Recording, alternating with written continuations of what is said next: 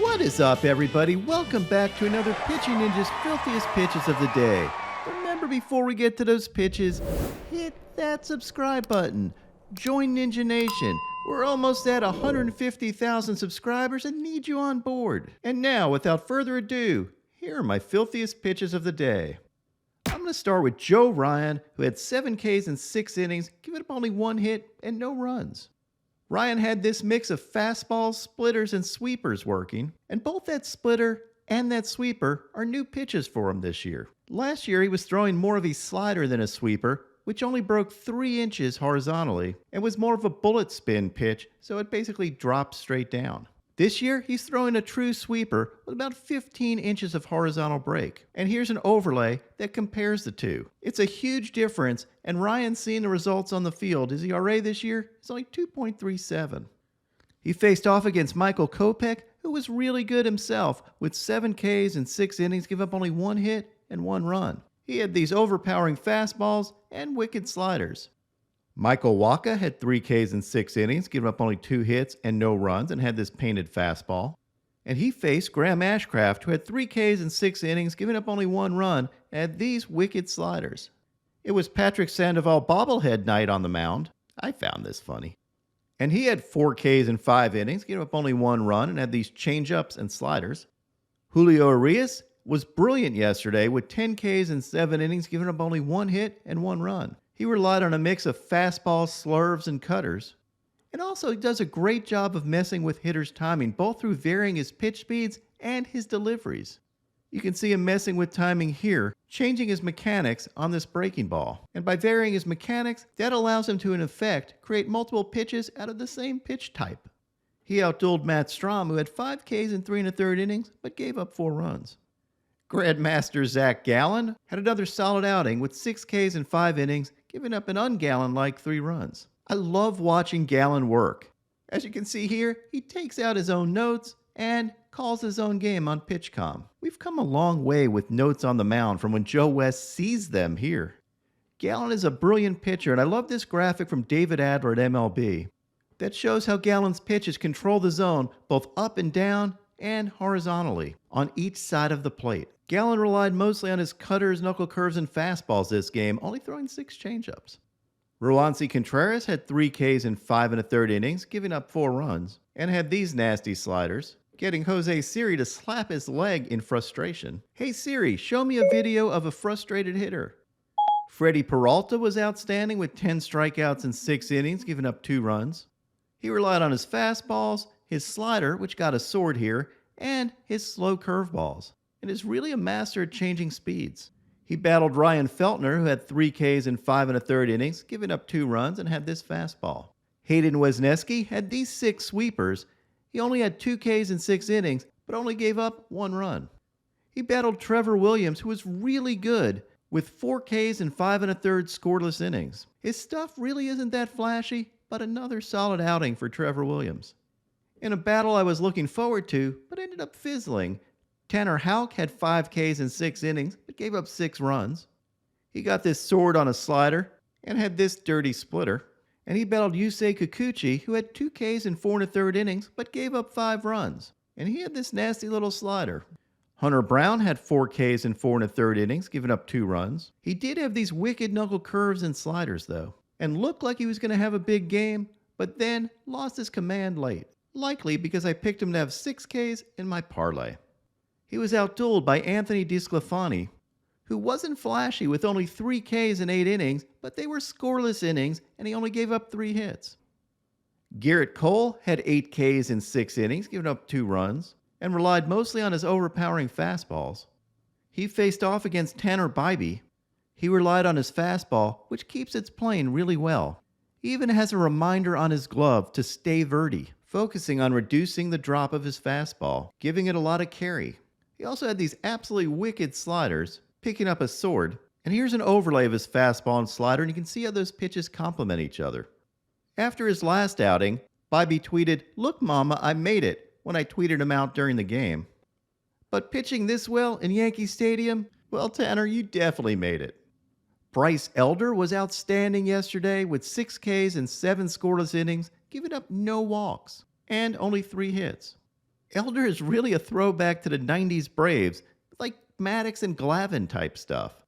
Now, obviously, comparing him with two Hall of Famers really isn't all that fair. But look at his sinker movement. That's 18 inches of run and a ton of sink. He also had these wicked sliders. And while he doesn't get you with overwhelming velocity, he does beat hitters with movement and location, as well as good tunneling. Here's an overlay of his sinker and slider, and you can see what I mean. He just keeps hitters off balance with that pitch mix. Elder outdueled Sandy Alcantara, who had 5 Ks in 5 innings, giving up 3 runs. Sandy did have this absolutely filthy 3-pitch K, all of them changeups, of 92 and 93 miles an hour, and even had this 94-mile-an-hour changeup. Again, it always cracks me up to call something a changeup when it's 94 freaking miles an hour. But Sandy's fastball is 99 touching 100. My filthiest starting pitchers of the day yesterday were the Millers, Bryce and Mason. And let's meet the Millers. First, we'll start with Bryce Miller, who was freaking outstanding. He made his major league debut yesterday and was perfect through 5 innings. He ended up setting the Mariners' record for the most strikeouts in a debut with 10. He relied chiefly on his fastball, which is a very high spin rate fastball, averaging 2,575 RPMs, and maxing out at 28.26. The only 2 pitchers in baseball to have a fastball with spin rates higher than Bryce Miller's this year were Michael Kopech and Jacob deGrom. And that high spin rate makes Bryce Miller's fastball really tough to hit. Miller also had this sick front hip changeup that ran 20 inches back to the plate. An amazing debut for Bryce Miller. And he battled Mason Miller this game, who was also outstanding.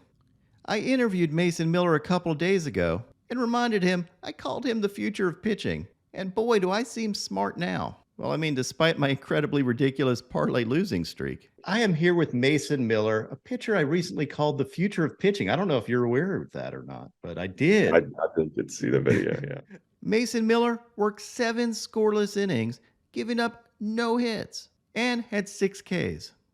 He relied on his overpowering fastball, his sick cutter, and disgusting sliders. And I love this sequence when you get a hitter swinging out of his shoes on a fastball. So you follow it up with a slider in the same tunnel, getting the swing and miss K. A really good job of sequencing and tunneling by this young pitcher. So much exciting young pitching in baseball, and you can see it with Tanner Bybee, Bryce Miller, and Mason Miller's stuff. Now onto my filthiest relievers. Jason Adam had this sick sweeper, as well as his fastball and wicked changeup.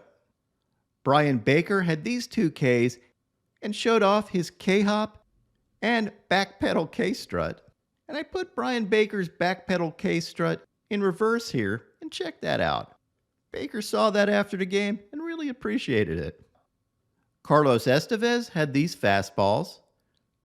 Paul Sewald had his invisible fastball. Cue the saxophone, Alexis Diaz had this slider. Josh Fleming made this great behind-the-back play. Will Smith had this nasty slider. Yennier Cano had this dirty changeup, keeping his ERA at 0 this year. Well, he's been awesome. That ERA is going to be pretty tough to maintain, right? Camilo Doval had this overpowering 101-mile-an-hour cutter. Shintaro Fujinami had this fastball and slider. Hunter Harvey had this 98-mile-an-hour paint. Ryan Thompson had these sliders and got this fired-up K-strut. Lucas Sims had these wicked sliders.